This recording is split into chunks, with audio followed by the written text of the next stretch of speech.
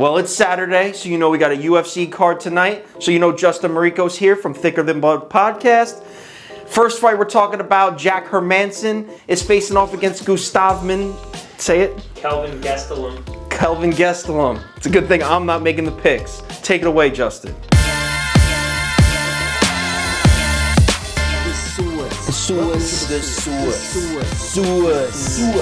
Welcome back, everybody. Justin is back on Kyle Kirms' YouTube channel from Thicker Than Blood Podcast. I'm here to make some UFC picks for tonight's event, Kelvin Gastelum versus Jack Hermansson, the co-main event on UFC Fight Night in Abu Dhabi on Fight Island. Let's get into the nitty-gritty of this whole thing and break this fight down. First, we're going to take Kelvin Gastelum. One of my favorite fighters at middleweight, was a welterweight, okay? We have the situation that has plagued a lot of fighters of missing weight, deciding, I don't want to do that anymore, why don't I just fight at my natural weight class? My personal opinion is Kelvin is actually a welterweight. He just doesn't like, stop and eat the burritos and stuff like that. Unbelievable middleweight, but let's talk about this for a second. Had some great success at welterweight. Came up through the UFC Ultimate Fighter program, and he wins against his current best friend, Uriah Hall. He wins that, I think it was season 16, I could be wrong about that, looking absolutely fantastic in his rise. Had a fight against Tyron Woodley, which very, very, very close fight. And at the time, Tyron Woodley was dominating everybody. Kelvin looked awesome, but then started missing weight constantly, seemed to be a struggle, moves up to middleweight, then starts having some serious success.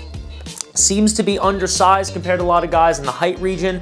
He's only 5'9". He's got a decent reach though, I believe it's 71.5. Going against an opponent now, Jack Hermansson. This guy, 6'1", same reach, 71.5, 185 pounds. This guy is very, very good. But remember, we need to talk about the last performance of each fighter because you gotta go by a fighter's only good as his last performance, right? Okay, Kelvin Gastelum is coming off of 2 losses right now, but you gotta look at the 2 guys he actually lost to. Last fight, he lost against Darren Till, another fighter plagued by the dreaded weight cut. Was fighting at 170, looking like a goddamn giant, moves up to 185, has his debut fight against Kelvin Gastelum. That fight, a lot of people called it boring. I just rewatched it a little while ago.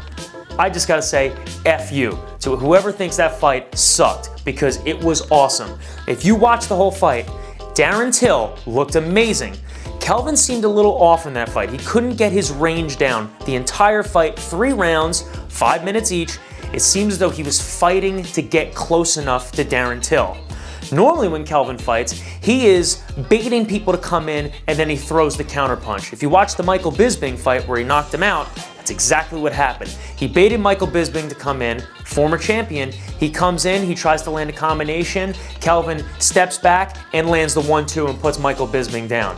The dude's got serious power in his hands, knockout power, better than most people in the middleweight division and the welterweights. Fought against Darren Till. Darren Till, considered one of the heaviest hands in the UFC. This is confirmed by Jorge Masvidal, who said his jab felt like anyone he ever fought felt like their power shot. The jab did. He was taking the left hand to the face over and over again in his last fight and didn't go down, not once. So clearly Kelvin Gastelum has a chin. Rewind back another fight, 5 rounds, fight of the year, Israel Adesanya, the current middleweight champ, versus Kelvin Gastelum. Clearly there was a size difference there. Kelvin was closing the distance, landing amazing strikes. Ended up losing the decision. Amazing fight. Take Jack Hermansson's last performance against one of the dark horses of the middleweight division, Jared Cannonier. In that fight, started out in the beginning, it seems as though there was a lot of head movement, there was a lot of movement from Jack Hermansson moving back and forth. Jared Cannonier seemed to not be doing that much movement, not really much wasted energy, throwing a lot of leg kicks. He was throwing leg kicks constantly, starting to really piece up Jared Cannonier's leg. Goes for the takedown and actually completes one, and it was actually pretty impressive. Completes a second one, but Jared Cannonier had the whizzer, ended up getting right back up. Jared's power overpowered Jack Hermansson in that fight. You started to see it as the end of the first round started to come to a close. You really started to see that Jack Hermansson started to slow down a little bit and Jared started to open up. He was landing these shots right up the middle. Jack Hermansson fights usually like this, chin down, hands up. Jared Cannonier was going right up the middle, blasting him in the face constantly. Now, if you take the way Kelvin Gastelum fights and he closes the distance, he's a shorter fighter. If he's coming in right up the middle, throwing those jabs, throwing those crosses in there, getting up right up the middle, he's going to land those shots. And if Kelvin Gastelum, I believe, if he lands those shots on Jack Hermansson, I think he puts him down. For my pick on this fight, I'm going to have to go Kelvin Gastelum. He's got 2 losses out of his last, 4 fights, but they were against elite fighters, going against Jack Hermansson, who just suffered a very bad knockout against Jared Cannonier in his last fight.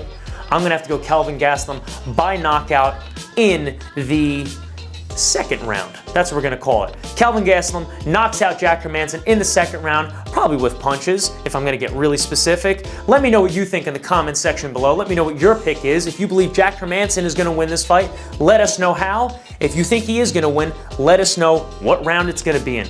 If you think Kelvin's going to win and you agree with my pick, let us know in the comments section below. Like this video, subscribe to my channel at Thicker Than Blood Podcast, subscribe to Kyle's channel at Kyle Kirms. Go to our Instagram at Thicker Than Blood Podcast. Like everything you see, dislike if you don't like it. And if you don't like me, tell me why in the comments section. Justin's out.